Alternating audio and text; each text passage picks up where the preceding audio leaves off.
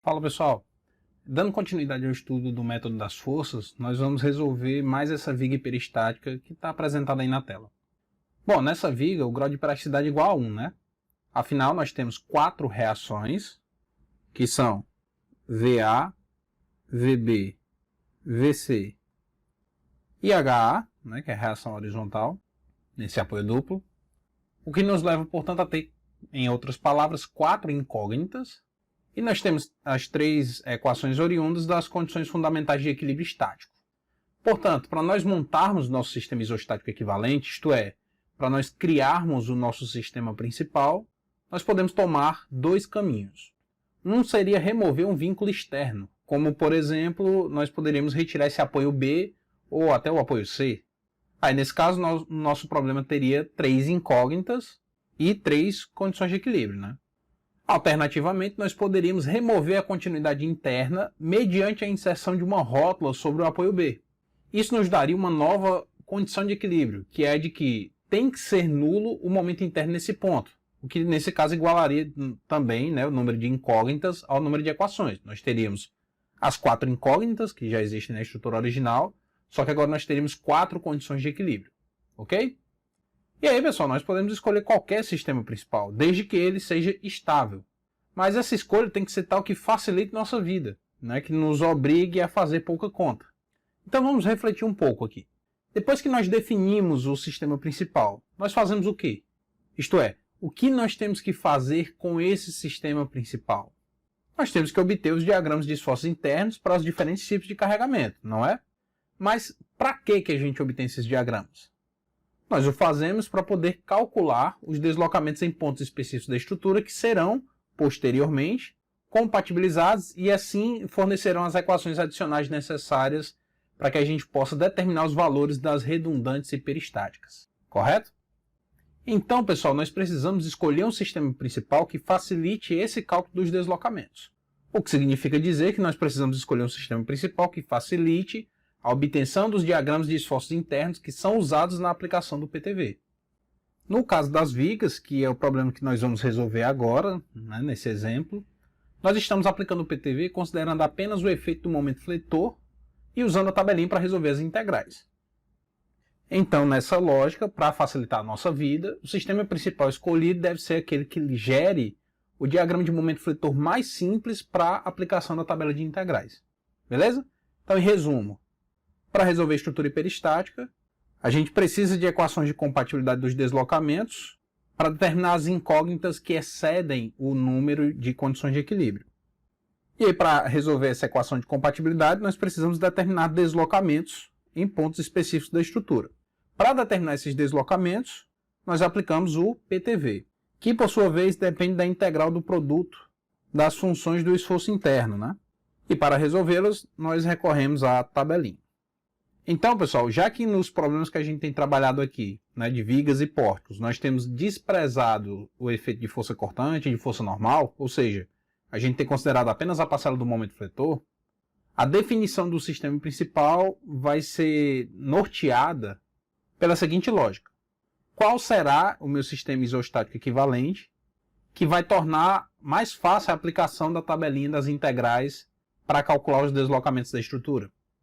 Beleza? Então, dito isso, vamos lembrar aqui como nós fazíamos para usar a tabela das integrais na aplicação do PTV nos problemas de vigas e pórticos. Primeiro, a gente identificava os nós da estrutura, e aí só lembrando rapidamente, onde estavam esses nós?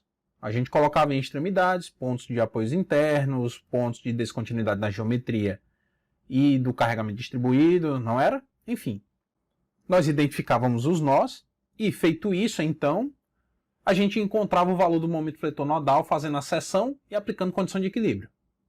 Pois bem, com os momentos nodais, a gente dividia a estrutura em barras e separava os efeitos das forças que agiam no interior do elemento, de modo que fosse possível usar as soluções particulares da tabela de integrais. E quando eu falo em separar efeito das forças, depois que a gente definiu os momentos nodais, a gente via o que tinha no interior do elemento. Se era uma carga distribuída, gerava um comportamento parabólico, né, no diagrama de momento fletor. Se era uma força concentrada, daria um triângulo, com momento máximo igual a PAB sobre L, né? Enfim. Obtive o valor nodal, depois escolhi a figura geométrica de acordo com o tipo de carregamento que agir no interior do elemento. Ou seja, o nosso maior trabalho na construção dos diagramas, do ponto de vista analítico, né, falando de conta, estava basicamente na determinação dos momentos nodais. Ok? Por essa razão, nós vamos priorizar a utilização de sistemas principais cujos momentos nodais sejam previamente conhecidos, né, que a gente consiga identificar logo de cara, para a gente não precisar ficar fazendo seção nos nós e aplicando condições de equilíbrio. Portanto, a gente vai priorizar a imposição de rótulas nos nós da estrutura para ganhar novas condições de equilíbrio, porque fazendo isso, o momento no ponto em que a gente inserir a rótula passa a ser conhecido. Entenderam? E que fique claro, eu posso colocar a rótula em qualquer ponto da estrutura, desde, é claro, que isso não a torne instável. Nada me impede, por exemplo, de colocar uma rótula aqui no meio desse vão. Fazendo isso, eu vou tornar a estrutura uma viga Gerber, que é isostática. Mas como eu falei, a nossa ideia é dividir a estrutura em barras que se enquadrem nos casos da tabela de integrais. E, para tanto, nós precisamos encontrar os esforços nos nós. Por isso, nós vamos tentar sempre colocar a rótula em um nó, porque aí a gente já não precisa fazer seção e aplicar a condição de equilíbrio para obter o momento nesse ponto. Beleza? Nessa ideia aqui de colocar a rótula no meio, nós estaríamos criando mais um nó para ter que analisar. E aí, é claro, não tem nada de errado nisso, né? Só estou definindo aqui estratégias para que a gente faça menos conta, para que a gente consiga resolver o problema mais rápido, que a propósito, em geral, são bem dispendiosos. Bem, para corroborar essa minha ideia, né, vamos avaliar dois sistemas principais para essa viga. No primeiro deles, nós vamos remover o apoio interno, que é o mais intuitivo, né, o que dá a maior tentação. A tentação é diminuir apoios, porque se a gente for lembrar, dependendo da complexidade da estrutura, né, a gente, para traçar o diagrama de momento fletor, precisa antes obter reação de apoio. Então, quanto mais apoio eu tirar, menos reações eu vou ter que calcular, né? Só que aí como é que ficaria, nesse caso, a nossa estrutura? Ficaria uma viga biapoiada com uma carga concentrada e uma carga distribuída em outra parte da viga, né? E aí, para a gente poder aplicar a tabela, nós teríamos que dividir essa estrutura em duas barras, né? Teríamos que criar um nó aqui, ó, nessa descontinuidade do carregamento distribuído, aplicar o método das seções para obter o momento nesse ponto, né? Afinal, nas extremidades o momento fletor vai ser nulo. E ao fazer isso, nós poderíamos decompor essa viga em duas vigas biapoiadas. E a interação entre elas seria dada pelo momento fletor nesse nó. Entendido, pessoal? Aí assim, essa primeira viga seria avaliada, essas duas ações de maneira isolada, né? Ou seja, nós teríamos um diagrama associado à força concentrada e um diagrama associado ao momento concentrado. E a outra viga da mesma forma, né? Nós iríamos separar o efeito da carga distribuída, daria uma parábola aqui, que é 2 sobre 8, e o outro triângulo devido ao momento concentrado. Esse seria, portanto, o efeito do carregamento, né, no sistema principal, que seria o nosso estado E0. Agora, quando eu fosse devolver a reação de apoio, né, com um valor unitário, nós teríamos esse diagrama aqui, né, formado por dois triângulos. Lembrando que a força está aqui aplicada nesse nó, né? Ok? E aí, na hora de calcular os deslocamentos, por exemplo, calcular o ΔI 0, nós iríamos combinar esse triângulo com esse triângulo, né, depois... E fazer basicamente isso aqui, né? Isto é, nós teríamos que fazer a seção naquele nó, aplicar as condições de equilíbrio para obter os momentos, né? E aí, pela forma do carregamento, né, que é assimétrico, antes de fazer essa seção, a gente teria que obter as reações de apoio, não é isso? Aí sim, obtinha as reações de apoio, depois fazia a seção, aplicava a condição de equilíbrio do momento, na seção igual a zero, aí nós acharíamos esse momento interno M, e de posse dele, nós teríamos agora essas duas barras, nós poderíamos, na verdade, analisar essas duas barras de maneira independente. Isso me geraria 4 diagramas, que quando eu fosse combinar com o estado virtual, né, gerariam-se 4 combinações. Beleza? É difícil? Não, porque essa viga é simples. Então, ao adotar essa estratégia, a gente conseguiria resolver também aqui, fazendo o cálculo desse deslocamento até de forma simples, né? Mas enfim, o que eu quero fazer com vocês é uma comparação. Vamos agora ver o que é que vai acontecer se a gente impor uma rótula sobre o ponto B, né, sobre esse apoio intermediário, gerando então esse sistema principal que está agora em tela. E aí o diagrama fica fácil, né, porque nas extremidades o momento é nulo nos nós extremos, né? Porque são apoios que não restringem rotação e não tem nenhum momento fletor concentrado aplicado. E no apoio intermediário, né, nesse nó central, que no sistema principal anterior nós tínhamos que aplicar seção para obter o seu valor, nesse caso o momento vai ser nulo, porque nós temos aí uma rótula. Então o diagrama de momento fletor fica muito simples, ele é zero aqui, é zero aqui, é zero aqui também. E no interior do primeiro elemento nós temos uma força concentrada, que gera aquele diagrama, PAB sobre L. E no segundo segmento nós temos uma carga distribuída, que gera aqui uma parábola de variação do momento fletor. Beleza? Então percebam, no outro lá a gente precisou obter reação de apoio, fazer seção para encontrar o momento interno, e depois a gente separou isso em duas barras, e cada uma dessas barras tinha dois diagramas, um referente ao momento e outro referente ao carregamento no interior do elemento. Aqui não, nós ficamos com duas figuras só, não tem a parcela do momento lá para decompor. Compreendem aqui já a redução de cálculo? A gente nem precisou aplicar condição de equilíbrio para obter os momentos nodais, nem precisou calcular reação de apoio, né? Foi bem simplificado aqui a montagem do diagrama para esse carregamento externo. E como ficaria o nosso estado E1? Bem, quando nós inserimos uma rótula, nós estamos rompendo um vínculo interno. Ou seja, ao fazer isso, nós estamos removendo o momento interno gerado nesse nó devido à interação entre as barras. Nossa redundante, então, não é uma reação de apoio externa, como no sistema principal anterior, mas sim um momento interno, que é uma reação interna da estrutura, né? Normalmente, como é que a gente faz? A gente acha primeiro a reação de apoio, né? Aplica as condições de equilíbrio para achar a reação de apoio, para depois fazer a seção e aplicar as condições de equilíbrio para obter o esforço interno. Não é assim? Se nós descobrirmos primeiro o valor do momento interno, dá para a gente achar as reações de apoio. É só secionar e aplicar o equilíbrio do mesmo jeito. Então, agora voltando para a pergunta, né? Como vai ser o nosso estado E1? Para que a gente tenha um sistema equivalente do ponto de vista estático, a gente precisa devolver esse momento nas duas barras que foi removido ao colocar a rótula. Isto é, o nosso diagrama da estrutura aqui, ó, será mais ou menos assim. Tem-se um momento negativo aqui, x1. Quando a gente colocou a rótula, nós removemos esse momento. Né? Esse momento interno aqui passou a ser igual a zero com a existência da rótula. Sendo assim, no nosso estado E1, a gente tem que devolver esse momento que foi retirado com a imposição da rótula. E é claro, nós vamos fazer isso com um valor unitário. Né? Nós vamos repor esse momento que eu estou chamando de x1 com um valor unitário. Só, pessoal, que se eu repuser só na extremidade de uma das barras, o comportamento não vai ser equivalente, já que ele não transfere momento para outra barra, porque aqui tem uma rótula. Então, eu preciso inserir um par de momentos. E em sentidos opostos, que é para gerar a mesma flexão nas extremidades da barra, concordam? Se a gente for olhar o diagrama de momento fletor aqui, ó, aí nós garantimos assim a continuidade do momento. Ou seja, nesse ponto, nas adjacências da rótula, o momento fletor será unitário e de igual intensidade nas duas extremidades. Né? Isto é, ambos serão momentos de -1. Ok? Mas aí, pessoal, qual deslocamento a gente vai compatibilizar aqui, né? A remoção dessa continuidade da rotação entre as barras resulta em um deslocamento relativo entre as tangentes desse nó, né, que não existem na estrutura, correto? Essa ligação rígida aqui, ó, presume a condição de que as barras vão girar a mesma quantidade nesse nó. Só que quando eu coloco a rótula, isso deixa de acontecer. Cada barra vai girar uma quantidade independente da barra ao lado. Isso porque nós removemos essa continuidade. Então, quando a gente coloca esse par de momentos, nós vamos obter a rotação relativa entre as barras nesse nó, não é? Lembram? Sempre que eu pedia lá, ó, obtenha a rotação relativa entre as tangentes elásticas do nó tal, a gente empregava esse par de momentos. E essa rotação vai precisar ser nula, uma vez que o nó é rígido. Compreendem?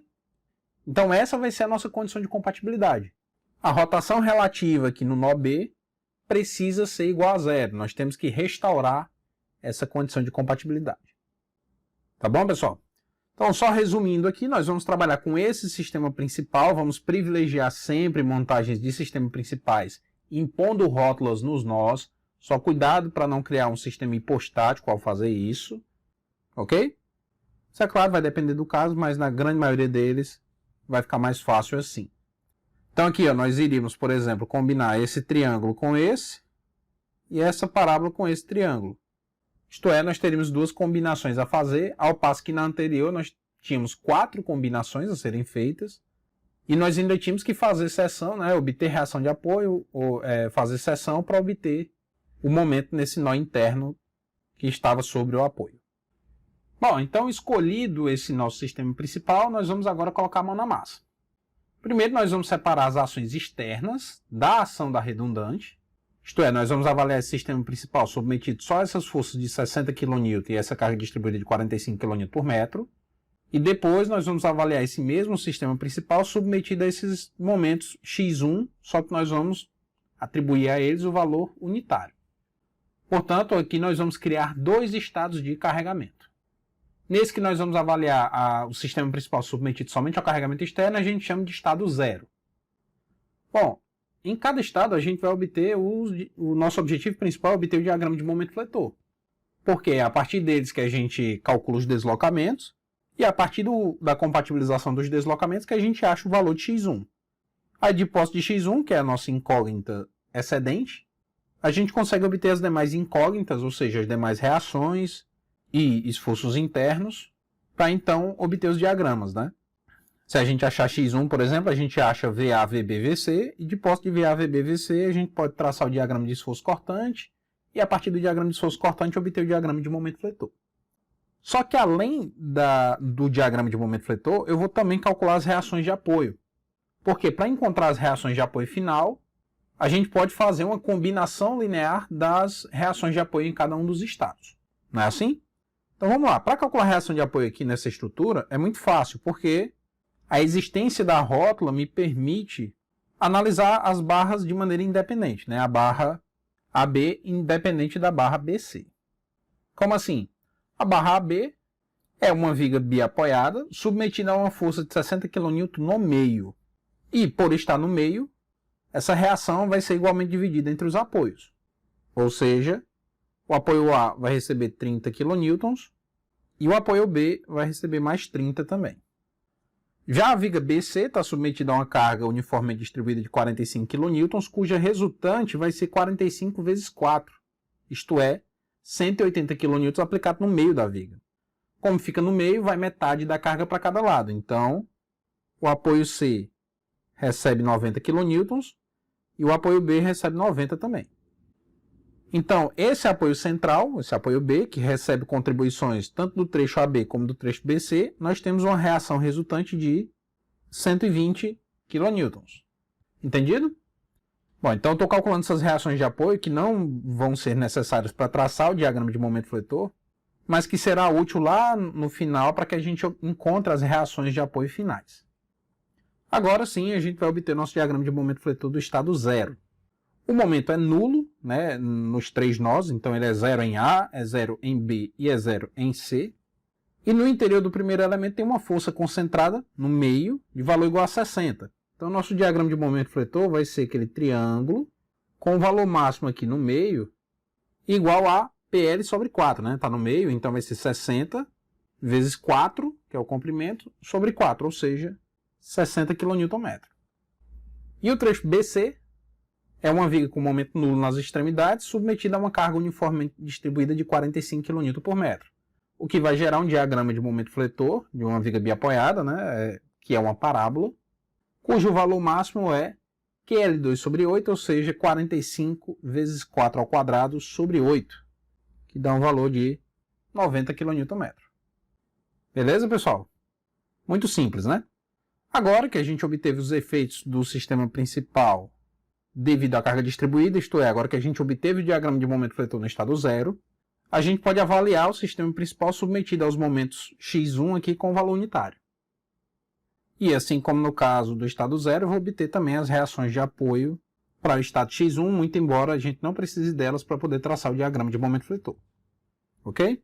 Sendo assim, se a gente aplicar a condição de que o momento tem que ser nulo na rótula, a gente chega à conclusão que para que haja o equilíbrio desse segmento, deverá ser desenvolvida uma reação para baixo, isto é, no sentido anti-horário, afinal o momento unitário está no sentido horário, de valor igual a o momento sobre a distância, ou seja, 1 sobre 4. E aí, para que haja o equilíbrio de forças verticais, aqui tem que ser produzida uma reação para cima de igual intensidade. Ok?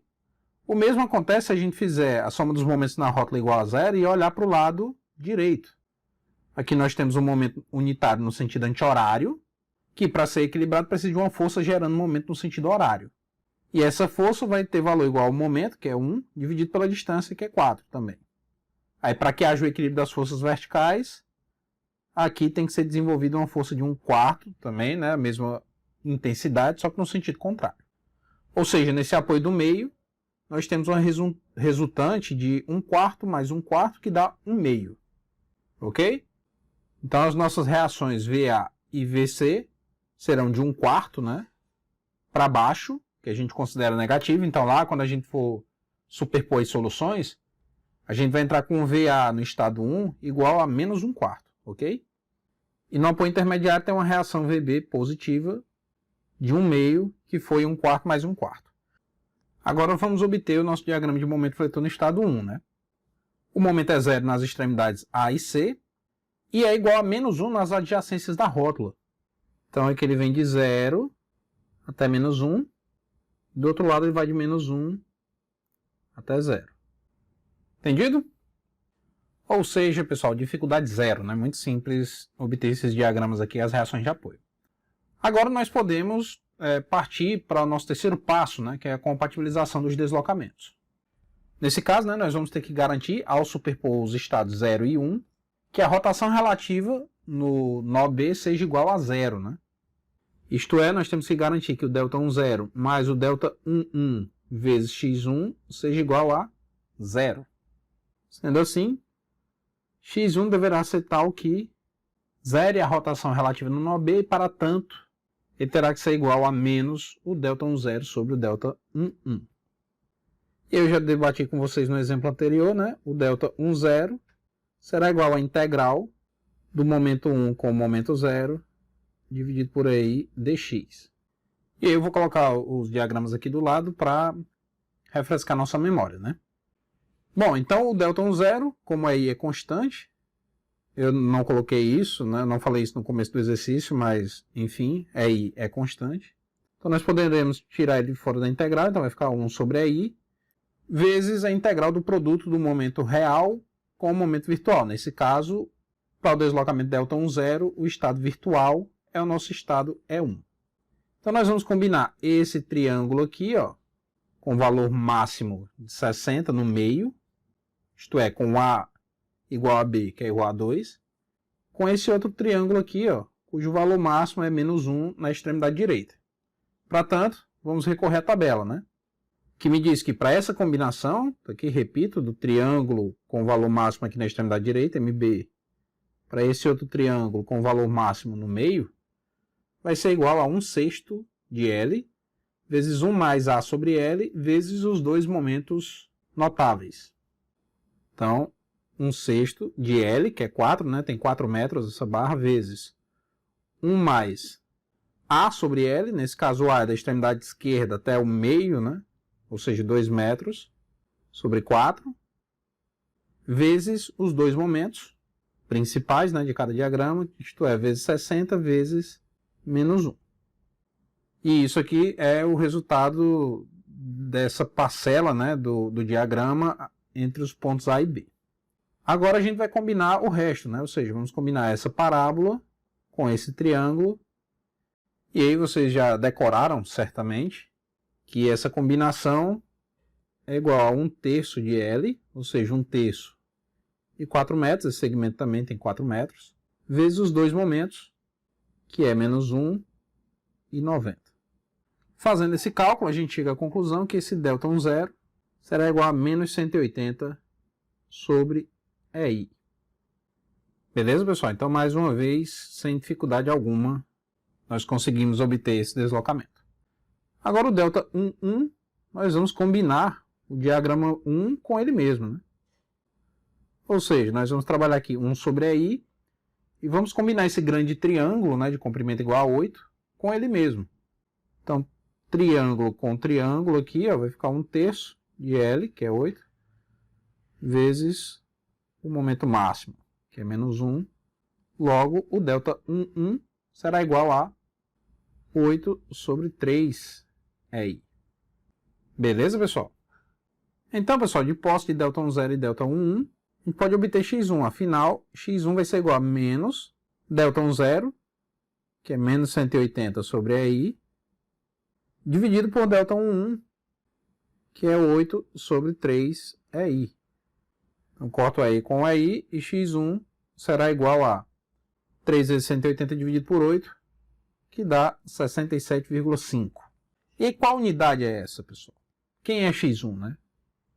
x1 é o momento interno aqui da viga no ponto B, né, que foi removido, né, a gente tirou esse momento interno, ele ficou igual a zero, quando nós colocamos a rótula sobre esse ponto. Ok? Então aqui x1 é 67,5 kN. Beleza, pessoal? Bom, então a parte do método das forças acaba aqui, né? O que a gente vai fazer agora é aplicar os conceitos da estática para obter as outras reações, diagrama de esforço cortante e diagrama de momento fletor. Mas vamos fazer, né? Vamos então encontrar os nossos efeitos finais, que são as reações de apoio e diagramas de esforços internos. Para tanto, a gente pode superpor os efeitos, ou seja, um efeito elástico qualquer será igual ao efeito do estado 0 mais o efeito do estado 1 vezes x1. Isto quer dizer que VA será igual ao VA do estado 0 mais o VA do estado 1 vezes x1. Ou seja, VA vai ser igual ao VA do estado 0, que é 30, mais o VA do estado 1, que é menos 1 sobre 4, menos porque está para baixo, tá bom? Vezes x1, né? Então vai ser 30 menos 1 sobre 4 vezes x1, que é 67,5. Portanto, VA a 13,125 kN. E como será VB? Será o VB do estado 0, que é 120, mais o VB do estado 1 vezes x1, que é 1 meio. Ou seja, 120 mais 1 meio, né, positivo, porque estava para cima, vezes 67,5, que dá igual a 153,75 kN. Por fim, vamos obter VC, que será igual a VC do estado 0, ou seja, 90, mais VC do estado 1, que é menos 1 sobre 4, dividido por x1. Então, 90 menos 1 quarto vezes 67,5, que vai dar um valor de VC igual a 73,125 kN. Agora sim, conhecendo as reações de apoio, a gente pode, né, montar o diagrama de corpo livre e a partir dele obter diagrama de esforço cortante e de momento fletor. E aí vamos começar aqui pelo diagrama de esforço cortante, né? Extremidade A sobe 13,125 e a força cortante segue constante com esse valor até o ponto B, onde tem uma força de 60 kN para baixo, né, que vai gerar uma descontinuidade negativa na força cortante. Então 60 menos 13,125 dá igual a 46,875, que também segue constante até o ponto C, onde tem uma força de 153,75 para cima, né, gerando uma descontinuidade positiva. Então esse menos 46,875 mais o 153,75 da reação B faz com que a força cortante suba lá para mais 106,875. Aí essa força cortante vai variar o equivalente à área desse carregamento distribuído, que é igual a 45 vezes 4, isto é, 180. E essa área é uma área negativa, né? A área do carregamento está para baixo. Então 106,875 menos 180 faz com que o diagrama vá lá para menos 73,125, né? Que é o valor da reação de apoio que vai fechar o diagrama. Beleza, pessoal? Pronto, foi-se o nosso diagrama de força cortante. A gente vai precisar encontrar essa distância aqui, né, para poder obter o valor do momento fletor máximo. E como é que a gente faz mesmo para encontrar essa posição?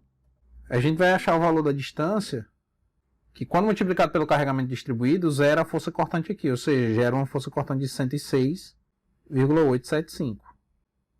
Portanto, essa posição x será 106,875 dividido por 45, que dá igual a 2,375 metros. Beleza? Então vamos lá para o diagrama de momento fletor. Em A, o momento é zero, que é uma extremidade simplesmente apoiada.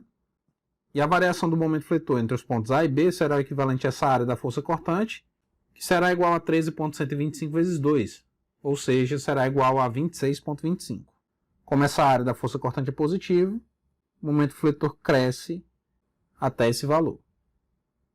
Em seguida, o momento agora vai variar negativamente, o equivalente a essa área do diagrama de força cortante, né, que é menos 46,875 vezes 2, que dá uma área de menos 93,75. Então, 26,25 menos 93,75 faz com que o diagrama vá lá para menos 67,5, que é justamente o valor de x1, pessoal. Observem, né? Agora o momento vai variar aqui, né, parabolicamente, né, entre os pontos B e C, né, ele tem esse valor de 67,5 máximo aqui em B, e em C o valor é nulo, por se tratar de um apoio simples aqui, né? E o nosso momento máximo aqui será igual a menos 67,5 mais essa área aqui do diagrama de força cortante, que é igual a 106,875 vezes o x, que é 2,375, dividido por 2, que é um triângulo, né? Isso dá uma área de 126,91. Então, menos 67,5 mais essa área de 126,91 dá um momento fletor máximo aqui de 59,41. Beleza, pessoal? Então é isso, resolvemos o nosso problema aqui, a nossa estrutura hiperestática. Essas reações de apoio poderiam ter sido obtidas de outra maneira, né? Como? Se, por exemplo, nós não tivéssemos obtido as reações de apoio em cada estado, né, no estado 0, no estado 1, a gente ainda assim teria como obter as reações de apoio conhecendo apenas x1. E como nós faríamos isso? Aplicando as condições de equilíbrio. Já que, como nós determinamos o x1, né, a nossa redundante hiperestática, a gente passou a ter um sistema estaticamente determinado. Então, a gente consegue resolver aplicando as condições de equilíbrio. Ou seja, a gente divide aqui a estrutura, né, em duas barras, uma barra AB e outra barra BC. A gente pode chamar aqui até de B' e B duas linhas. E aplica as condições de equilíbrio em cada uma dessas barras isoladamente. Afinal, a interação entre elas é definida por esse momento x1 de 67,5 que a gente obteve na etapa anterior. Então, começando a análise pela barra AB. Nós poderíamos fazer o somatório do momento em A igual a 0, que nos daria VB' vezes 4, menos 60 vezes 2, menos 67,5, que é o momento concentrado, isso aqui teria que ser igual a 0. Logo, VB' teria que ser igual a 46,875 kN. E aí, fazendo a soma das forças verticais igual a 0, VA teria que ser igual a 60 menos o 46,875. Ou seja, VA teria que ser igual a 13,125 kN. Agora, na barra BC, a gente poderia aplicar a mesma lógica. Fazendo o somatório do momento em B igual a 0, nós teríamos VC vezes 4, menos 45 vezes 4 vezes 2, mais 67,5, isso aqui igual a 0. Logo, VC seria igual a 73,125 kN. E aí, fazendo o somatório de forças verticais igual a 0, nós teríamos que VB duas linhas teria que ser igual a 45 vezes 4, menos 73,125, ou seja, VB duas linhas teria que ser igual a 106,875 kN. Observem, pessoal, que essas forças já são as nossas forças cortantes em cada nó da barra, né? Por exemplo, VA 13,125 é uma força vertical para cima, que gera uma força cortante positiva, 13,125. O VB' é o 46,875, que está para cima na extremidade direita, o que gera uma força cortante negativa, né?